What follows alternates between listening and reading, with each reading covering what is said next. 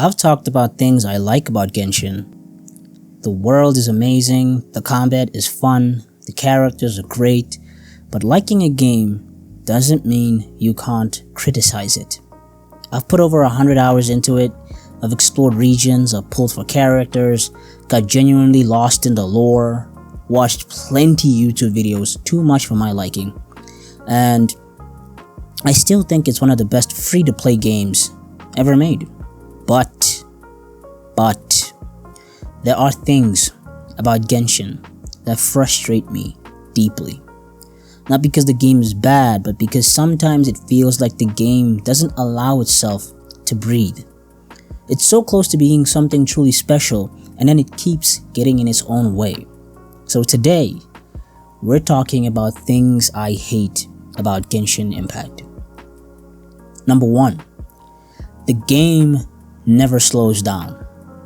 Genshin is constantly updating.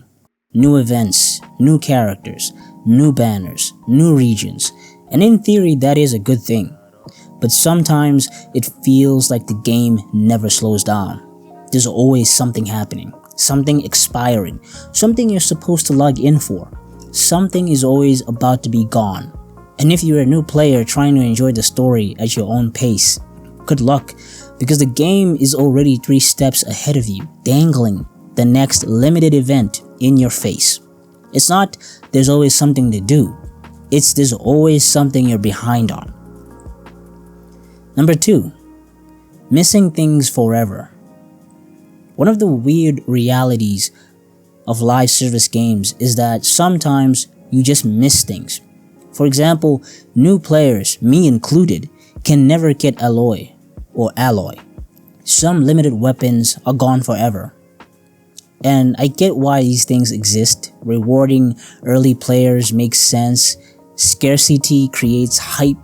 But at the same time, it can feel discouraging, especially if you start the game later. Imagine you hand someone a game in 2025 and tell them, oh, by the way, a chunk of this game's history is sealed off forever because you didn't play it in 2021.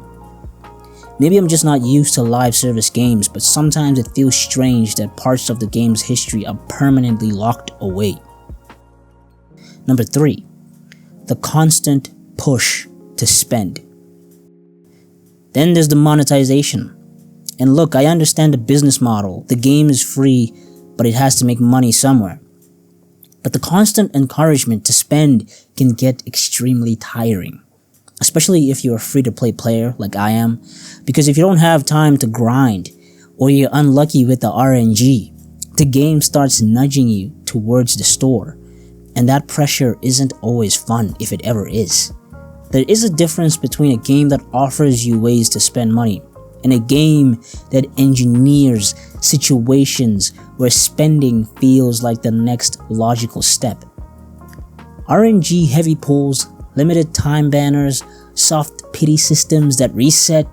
If you're unlucky, and trust me, you will be unlucky at some point, the game is right there with a convenient solution. Number 4. Just ignore it. And whenever someone brings up these criticisms, there's always that one response from the hardcore fans. Just ignore it. Just play the game naturally. Just play the game casually. If you feel pressured, that's your fault. Which is always a nice reminder that apparently I'm stupid for criticizing systems in a game that I enjoy. But the thing is, these systems are designed to create that pressure. That's literally how live service engagement works. These are not accidents. Expiring events, FOMO mechanics, daily login rewards, these are deliberately designed to keep you engaged and ideally spending. Telling players to just opt out of the psychology the game is built on isn't advice.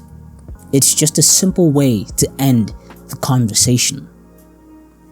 Number 5. When playing starts feeling like a job. And then there's the daily routine. Daily commissions, resin spending, event tasks. At first, it feels rewarding, but after a while, it can start to feel like an obligation really fast. Like, you're not logging in because you want to play. You're logging in because you feel like you should. You have a job now. I logged in one day, did my daily commissions, spent my resin, checked the event tasks, and then closed the game. Not because I was done having fun, but because I was done with my obligations. Checked out. My watch has ended.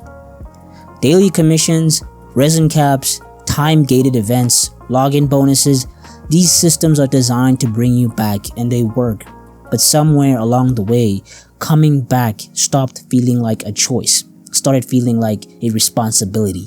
Despite all of this, I still like Genshin Impact.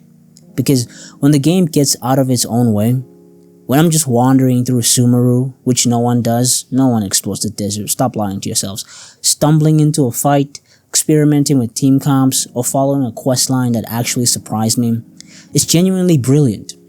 The world is stunning. The combat has some depth. The characters are memorable. There's a truly great game inside of Genshin Impact. I just wish the game trusted itself more enough to breathe a little more. Because underneath all that pressure and systems, there's an incredible game inside Genshin Impact.